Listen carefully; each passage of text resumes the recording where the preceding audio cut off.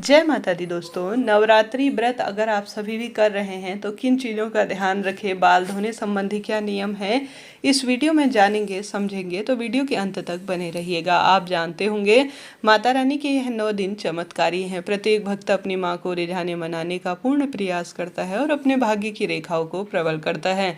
माता रानी भी अपने भक्त का सच्चा भाव सच्चा मन देखकर उसके जीवन के कार्य सब बनाती हैं। ऐसे में भक्त अपनी क्षमता सामर्थ्य अनुसार व्रत करते हैं, नहीं भी व्रत करते हैं तो भी इन नियमों का ध्यान रखें। यह 9 दिन चमत्कारी है। नव संवत्सर का भी आरंभ हो रहा होता है। ऐसे में कुछ विशेष कार्य आप सभी को इन चीज़ों को दिन में करने से बचना चाहिए। सबसे पहले इन दिनों में 9 दिनों में भले ही आप व्रत नहीं भी कर रहे हैं या व्रत कर रहे हैं वह व्यक्ति तो इन चीज़ों का ध्यान रखेंगे ही। तो आपको इन 9 दिनों में जो है व्रत नहीं भी कर रहे हैं तो बाल नहीं कटाना चाहिए, ऐसा शास्त्र वर्णन कहता है। घर में आप माता रानी के दुर्गा सप्तशती का पाठ या कोई नियम लेते हैं, मंत्र जाप करते हैं या किसी भी स्वरूप में कोई विशेष आपने नियम ले रखा है तो आप जो है बाल नहीं कटवाएंगे इन दिनों में। जो व्रती है वह नाखून भी ना कटे, इस बात का ध्यान रखें। बाल नाखून काटना, दाढ़ी अर्थात क्षौरकर्म इत्यादि दाढ़ी मूंछ बनाना यह भी सही नहीं माना जाता। यह व्रत पूजा पाठ के फल को खत्म करता है। तो इस चीज़ का भी आप सभी ध्यान रखते हुए अपनी पूजा आराधना संपन्न करें। इस बात का तो आपको विशेष ध्यान रखना है।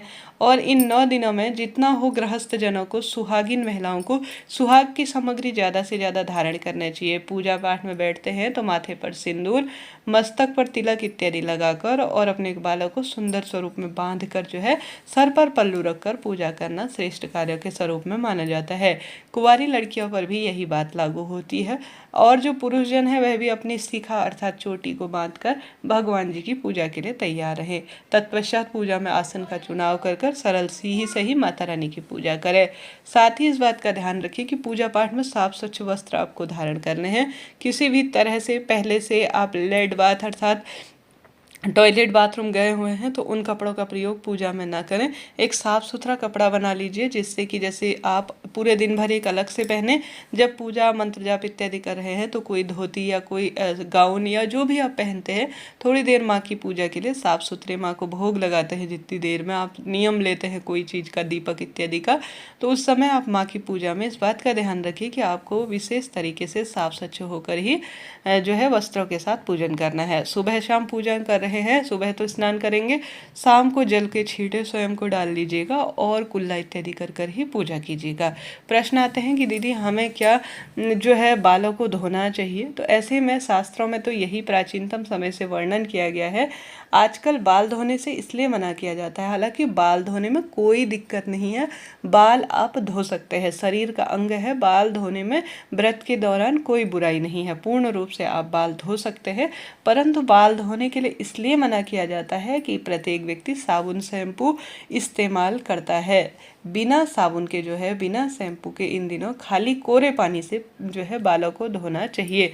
साबुन शैम्पू अगर इस्तेमाल कर रहे हैं तो ऐसा साबुन शैम्पू इस्तेमाल करें जिसमें जो है अंडे का प्रयोग ना हुआ हो, हर्बल चीज़ों का, और मछली का तेल इत्यादि प्रयोग किया जाता है आजकल परफ्यूम में, साबुन शैम्पू में, कंडीशनर इत्यादि में। इस कारण से आपका जो व्रत है ना वह खंडित हो सकता है, इसलिए व्रत के दिन बाल धोने से मना किया जाता है। साफ साधारण सरल तरीके से आप बाल धो सकते हैं, बालों में पानी डाल सकते हैं, ऐसा कोई दोष नहीं है।